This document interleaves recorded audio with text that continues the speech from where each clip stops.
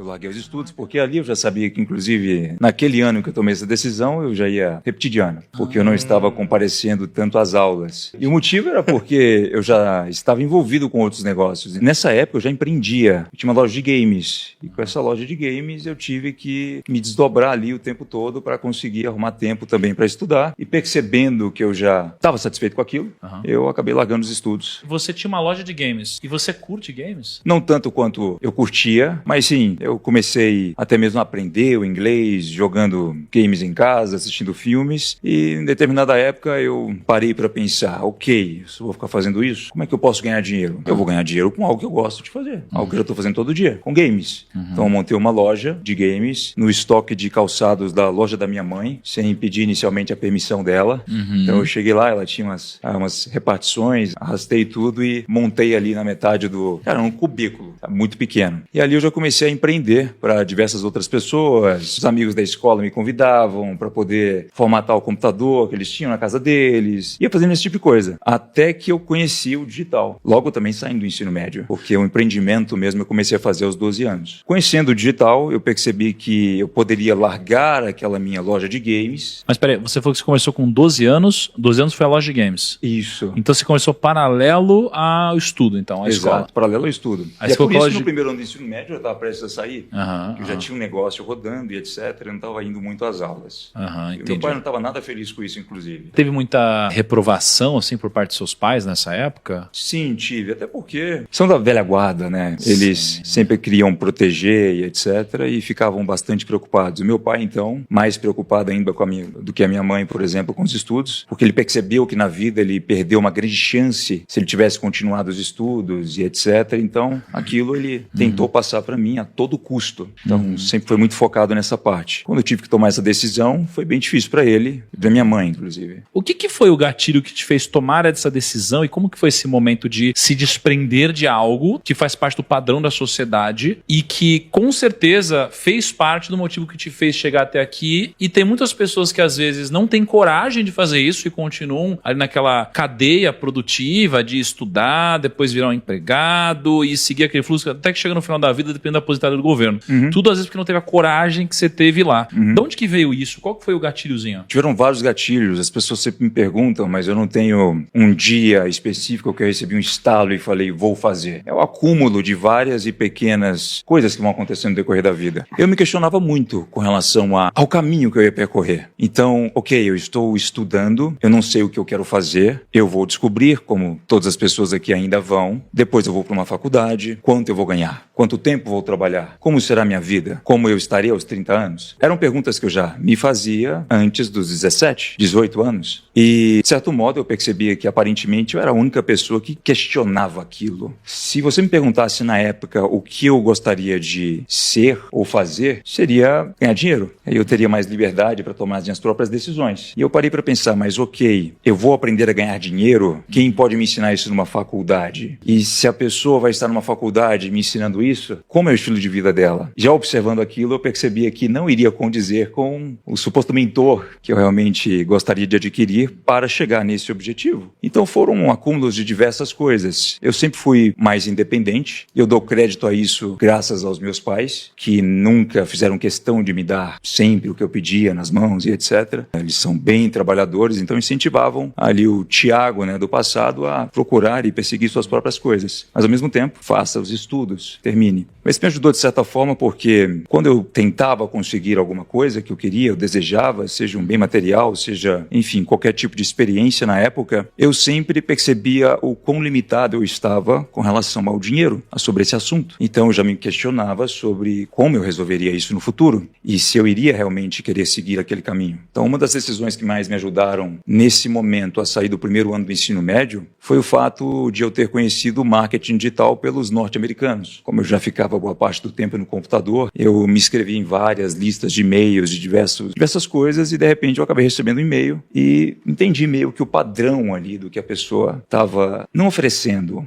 mas fazendo, sabe? Aquele padrão de como ela estava tentando incitar uma venda, incitar os gatilhos e etc. E aquilo me chamou muita atenção. Então eu pensei, tá, eu acho que eu sou capaz, mesmo não tendo tanto conhecimento, de fazer pelo menos uma página como essa pessoa está fazendo na internet, a partir do meu computador em casa. Qual que é a sua especialidade dentro do marketing digital, digamos assim, ou dentro do marketing de uma forma geral? E o que você vende de uma forma mais específica dentro do marketing? Eu diria que, bom, não dá para ser bom em tudo. No digital nós temos várias vertentes, diversos cargos. Quando eu comecei, eu tive a obrigação de, para fazer o meu primeiro produto funcionar, ter que acabar tocando em praticamente todas as áreas existentes do digital. Então eu fui do financeiro, a copywriter, a pessoa que editava o vídeo, uma aula, por exemplo. Acabei fazendo tudo isso. E depois eu fui identificando no que eu mais me considerava ser bom. E eu percebi que era em funis de vendas e branding, que envolve marketing e estratégias. É mais essa parte principal. Então a definir a proposta de um produto, a entender e ser extremamente sensitivo ao público que está lá do outro lado, a separar o que eu acho do que possíveis 230 milhões de pessoas podem achar. Então eu sempre tive um tato para esse tipo de coisa. O que eu vendo depende muito, dentro do digital, o quanto a pessoa me conhece. Eu vendo produtos que são infoprodutos, né, melhor dizendo, para algumas pessoas já se situarem, completamente digitais, que não utilizam do uso da minha imagem e que eu posso fazer o que, inclusive, as pessoas acham que, nossa, é algo mirabolante, mas não. Tá em uma página do livro, eu trabalho 4 horas por semana, eu já tinha lido há muito tempo atrás e quando eu fui reler, eu falei, nossa, eu estou aplicando essa estratégia, ela estava em um parágrafo aqui somente desse livro, que é Private Label Rights. Então, eu licencio produtos de outras pessoas, trago para o Brasil, aplico técnicas de vendas e empacoto da forma que eu preferir, coloco uma embalagem naquele produto, modelo o conteúdo daquele produto e faço as vendas. Há produtos também físicos nesse mercado, há poucos serviços e também há a parte onde o Thiago aparece online e incentiva outras pessoas a terem um estilo de vida com pura liberdade. Você tem medo de quebrar, Fint? Não. Se protege? Me protejo bastante. Eu peguei uma regra de um livro e utilizo até hoje. Não gasto mais do que 10% daquilo que eu ganho. No dia que eu li essa regra e quis adotá-la, é óbvio que eu não podia fazer aquilo porque não dava. 90% praticamente.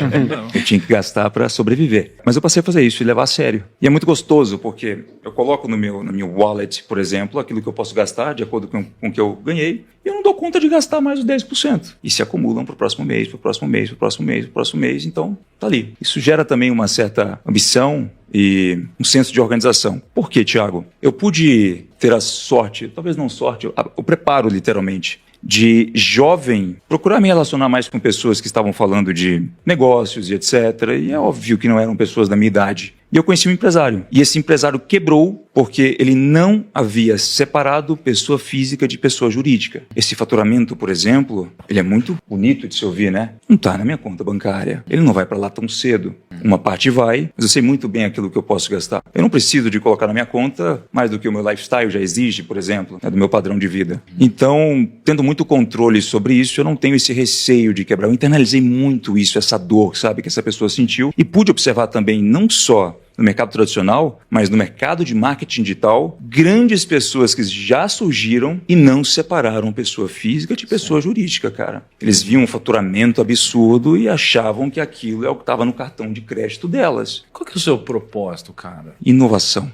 Excelência. É o seu propósito de vida, sim? Eu diria que sim. Você considera que você encontrou, então, o seu propósito de vida? Sim. Eu até dou margem para encontrar outros depois. Mas isso me dá um tesão de continuar fazendo o que eu faço. Se fosse para fazer, simplesmente por fazer ou pela grana, eu quero saber que eu estou inovando em alguma coisa, senão eu não tenho esse tesão para acordar. E, cara, é muito gratificante, ainda assim como consequência, ver que pessoas me têm como inspiração. Deixa um último conselho pra galera aqui, cara, que você acha que é bacana. O pessoal geralmente são pessoas que estão tentando vencer, crescer, prosperar, empreender, investir, né? São pessoas que querem ganhar mais dinheiro. O que você deixaria de conselho pra essa galera? Saiba muito bem quem são as pessoas que você literalmente escuta, porque elas vão moldar o seu futuro. Lá atrás eu acabei selecionando muito bem toda e qualquer pessoa que, mesmo não tendo contato, eu iria ouvir, ver, assistir. Eu fiz literalmente uma dieta de conteúdo para coisas que eu sei que poderiam mudar drasticamente meu modo de pensar, agir, etc. Eu poderia dar uma dica de digital, etc. Mas, cara, não vai fazer diferença nenhuma. Essa parte é muito mais importante. As pessoas com que você se relaciona, as coisas que você gostaria de realmente estar fazendo. Outra dica é, ao observar a vida de outra pessoa, saiba e interprete se aqueles pontos que estão ali são seus desejos. Se você, por exemplo, falar, pô, Finch, um iate hoje, o que você acha? Olha o meu iate aqui, pode me convidar, eu não tô nem aí, eu não quero. Agora não. Então algumas pessoas, elas se deixam levar pelo lifestyle de outras pessoas nesse sentido. Eu falo isso porque lá atrás eu sabia muito bem aquilo que eu queria. E nada me tirava aquilo da cabeça. Aquilo me deu tamanha certeza que no dia que eu conquistei, eu chorei de felicidade.